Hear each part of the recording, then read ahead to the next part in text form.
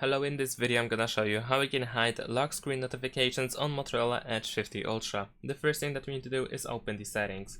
In the settings you want to find and go to notifications. Then here we need to find notifications on lock screen. In my case I have it over here, so I can tap this option, and now I have three options in total. I have show conversations, default and silent.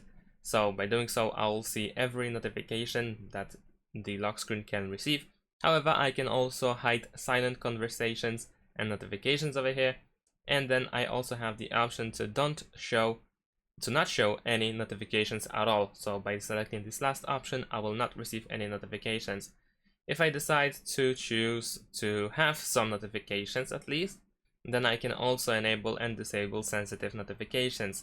So if this option is enabled, then I can see sensitive content for or in notifications when the device is locked, and if I don't want to show sensitive content, if I want to hide it, then I can disable this option.